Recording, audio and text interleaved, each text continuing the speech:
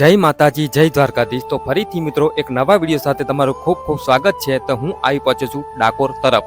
જે તમે મારી પાસે જે જોઈ રહ્યા છો આ ગોમતી તળાવ છે। તો સૌ પ્રથમ તો આપણે પહેલા રણછોડરાય ભગવાનના આપણે દર્શન કરીશું, સાથે સાથે અહીંયાનો પણ આપણે ઇતિહાસ જાણીશું। જો તમે અમારી ચેનલ પર પહેલી વાર હોય તો ચેનલને લાઇક શેર સબસ્ક્રાઇબ જરૂર કરી લો। મિત્રો આ છે મંદિર ખુલવાનું અને બંધ થવાનું ટાઈમ ટેબલ। વાત કરીએ તો મંદિર 12 થી 4 સુધી સંપૂર્ણ રીતે બંધ રહેશે। તો ચાલો આપણે અંદર જઈએ અને ભગવાન રણછોડરાયના દર્શન કરીએ। મિત્રો વાત કરીએ તો આ મંદિર 850 વર્ષ જૂનું છે। અહીં દર પૂનમે મેળો ભરાય છે અને લાખોની સંખ્યાની અંદર ભક્તો આવે છે। મારા વિડીયોના માધ્યમથી તમે દર્શન કરી શકો છો। જય રણછોડરાય।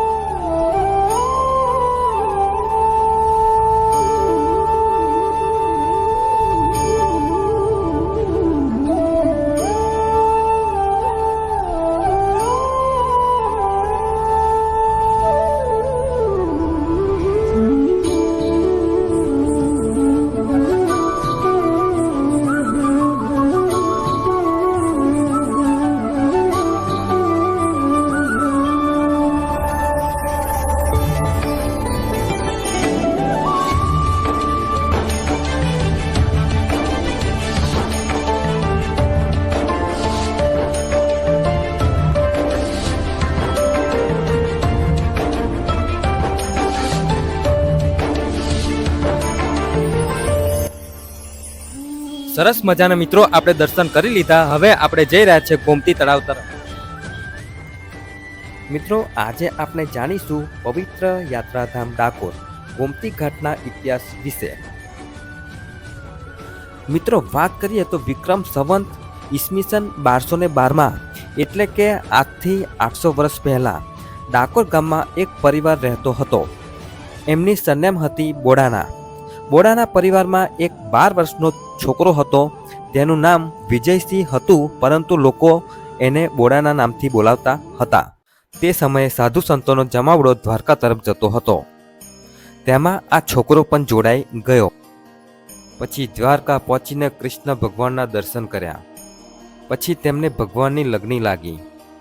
પછી તેમને વચન લીધું કે જ્યાં સુધી જીવીશ ત્યાં સુધી હું ચાલતા આવીશ દર્શન કરવા।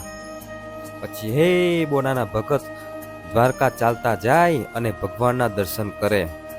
આમ કરતા પરણવા લાયક ઉંમર થઈ તો પછી બોડાના ભગતે લગ્ન કર્યા। તેમના પત્ની ગંગાબા એ પણ ભક્તિ ભાવવાળા હતા। બંને પતિ પત્ની સાથે જતા અને દ્વારકા જઈ ભગવાનના ચરણોમાં તુલસીનું અર્પણ કરતા। આમ કરતા તેમને 72 વર્ષ સુધી ભગવાનની ભક્તિ કરી। ફરી તેમનાથી ચાલી શકાતું નહોતું। ભગવાને જોયું કે મારા ભગતથી ચાલી શકાતું નથી। ભગત બોડાનાને ભગવાને આઈને કીધું સપનામાં કે માગવું એ તને આપું।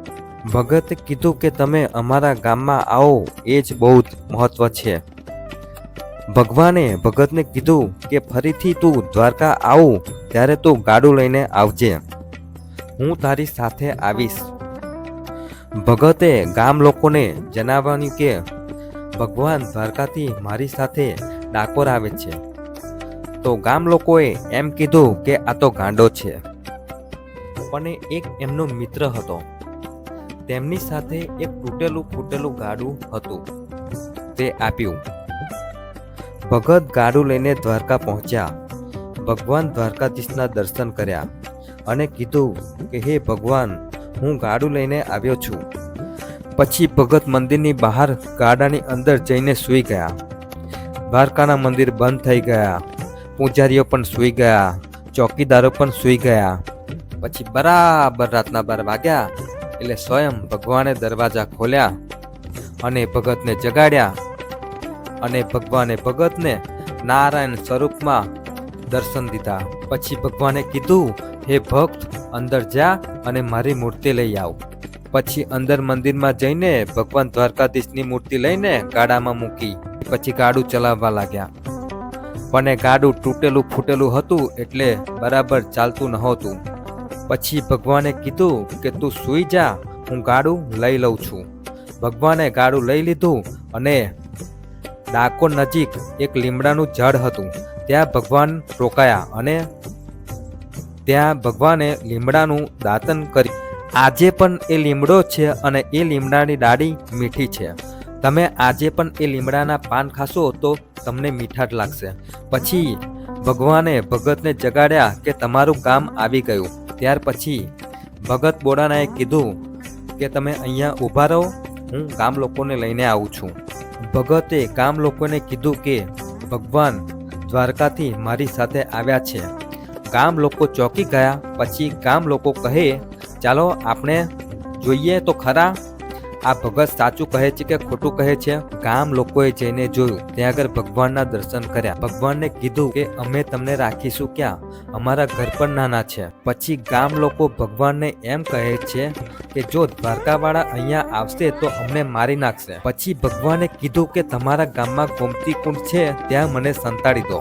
પછી ભગવાનની મૂર્તિ ભગતના પત્ની ગંગાબા ગોમતીની અંદર સંતાડી દીધી. ભગવાનને સંતાડવામાં આવ્યા હતા એ જગ્યા આ છે.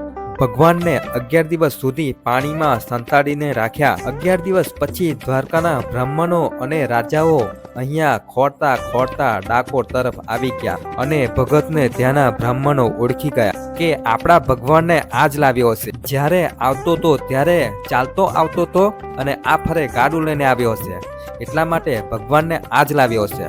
તો ત્યાંના રાજા હતા. ગુસ્સે થઈ ભગતને ભાલો મારી દીધો અને ભગત મરી ગયા. એટલે ગામવાળા ગુસ્સે થઈ ગયા કે તમે અમારા ભગતને મારી નાખ્યા. પછી ગામ લોકોએ લડાઈ ઝઘડા ચાલુ કરી દીધા. પછી ભગતના પત્ની બોલ્યા ગંગાબા કે લડાઈ ઝઘડા ના કરશો, ભગવાન પાણીમાં છે, જાઓ ત્યાં આગળ જઈને કાઢી લો. પછી બધા દ્વારકાના બ્રાહ્મણો પાણીમાં જઈને કૂદી પડ્યા અને ભગવાનને શોધવા લાગ્યા. ભગવાન તો મળી ગયા પણ એટલું બધું વજન વધારી દીધું કે ભગવાન બહાર નીકળ્યા જ નહીં. પછી દ્વારકાના બ્રાહ્મણો ખાવા પીવાનું છોડીને ત્યાં આગળ ઉપવાસ ઉપર બેસી ગયા.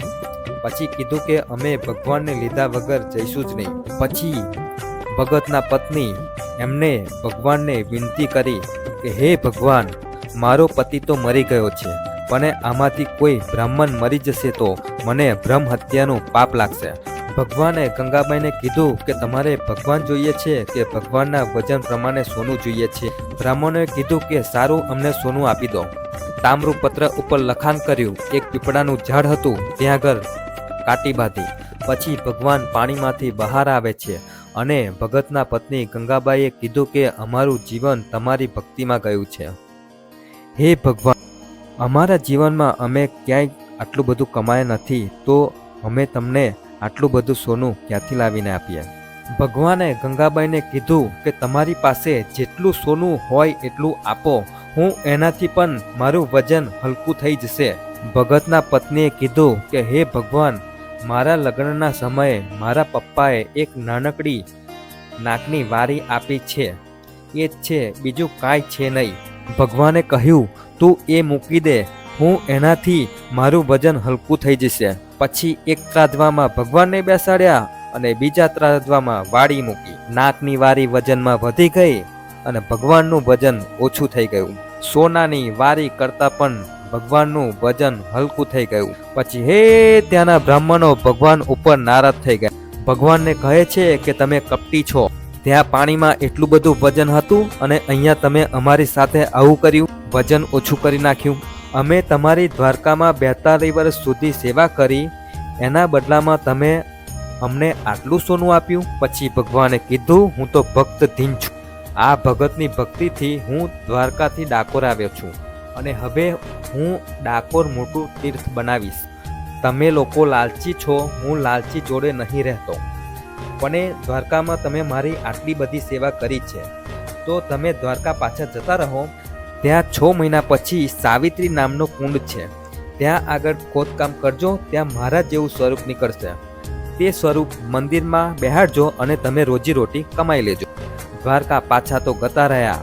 2-3 મહિના વીતી ગયા, તેમનાથી રહેવાયું નહીં કે ભગવાને આપણી સાથે કપટ કર્યું હતું તુલાદાનમાં. અને જો આ કુંડ તળાવમાં મૂર્તિ નહીં નીકળશે તો આપણે તો ભૂખે મરી જઈશું. 3 મહિના પછી ત્યાં આગળ ખુદાઈ કરી અને ભગવાનની મૂર્તિ નીકળી. પછી તેમને મંદિરમાં સ્થાપિત કરી. કહેવામાં આવે છે કે દ્વાપર યુગમાં જ્યારે ભગવાન રણ છોડીને ભાગ્યા હતા ત્યારે ભગવાન દ્વારકામાં આવીને રહ્યા હતા. ત્યારથી ભગવાનને રણછોડ કહેવામાં આવે છે. અને જ્યારે કલયુગની અંદર ભગવાન દ્વારકાથી ડાકોર આવ્યા ત્યારે તેમને માથે 2 ઋણ હતા, એટલે કે કરજ હતો. એટલે ભગતનો કરજ હતો કે એમના 72 વર્ષ સુધી ભક્તિ કરી, અને બીજો કરજ હતો દ્વારકાના બ્રાહ્મણોનો, જેમને 42 વર્ષ સુધી પૂજા કરી હતી. તો આ બંનેનું ઋણ હતું એ અહીંયા તુલાદાન કરી ઋણ ચૂક્યું. એટલા માટે ભગવાનનું નામ ઋણછોડ, અસલમાં ઋણછોડ કહેવામાં આવે છે. તો મિત્રો, આ હતો ડાકોરનો ઇતિહાસ. જય રણછોડ. તો ફાઇનલી મિત્રો, તમને વિડીયો કેવો લાગ્યો? જો વિડીયો તમને પસંદ આવ્યો હોય તો વિડીયોને લાઈક કરો. ચેનલ પર પહેલી વાર હોય તો ચેનલને સબસ્ક્રાઇબ જરૂર કરી લો. તો ફરી એક નવા વિડીયો સાથે મળીશું. ત્યાં સુધી જય હિન્દ, વંદે માતરમ, જય દ્વારકાધીશ.